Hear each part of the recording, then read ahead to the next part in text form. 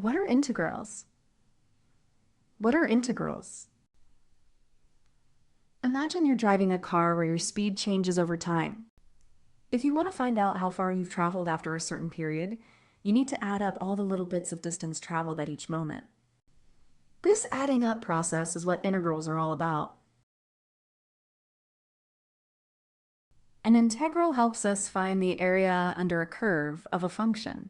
For instance, if you have a graph where the x-axis represents time and the y-axis represents speed, the area under the speed curve from one point in time to another gives us the total distance traveled. There are two main types of integrals, definite and indefinite. A definite integral has limits, like from x equals a to x equals b, which means you are finding the area under the curve between two specific points. An indefinite integral, on the other hand, doesn't have limits and represents a family of functions called antiderivatives, which includes a constant c, because any constant disappears when you take a derivative. To solve an integral, you need to find an antiderivative of the function you are integrating. For instance, if you need to solve the integral of x squared, you need to find a function whose derivative is x squared. Using the power rule for integration, which states that integral of x to the power of n dx equals x to the power of n plus 1 divided by n plus 1 plus c, for n not equal to minus 1, the antiderivative of x squared would be integral of x squared dx equals x cubed divided by 3 plus c. This is an indefinite integral.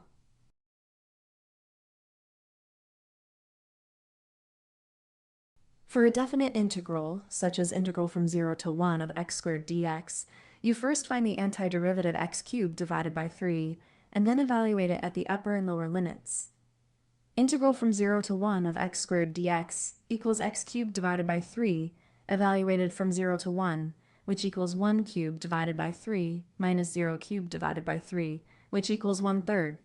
This means that the area under the curve y equals x squared from x equals 0 to x equals 1 is 1/3.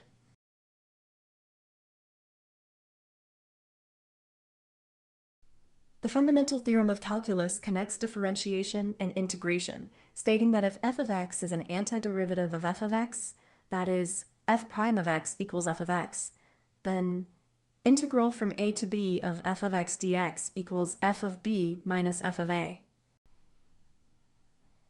This makes solving definite integrals a two-step process. First, find an antiderivative f of x, and then compute the difference f of b minus f of a. Visualize this by imagining a graph where the curve y equals x squared is drawn. The area under this curve from x equals 0 to x equals 1 can be approximated by dividing the area into many thin vertical angles, where the height is given by the function value x squared, and the width is a small interval dx. The integral sums up the areas of these rectangles as their width approaches 0, giving us the exact area under the curve. So, integrals are a powerful tool for accumulating quantities and finding areas under curves, making them a fundamental part of calculus.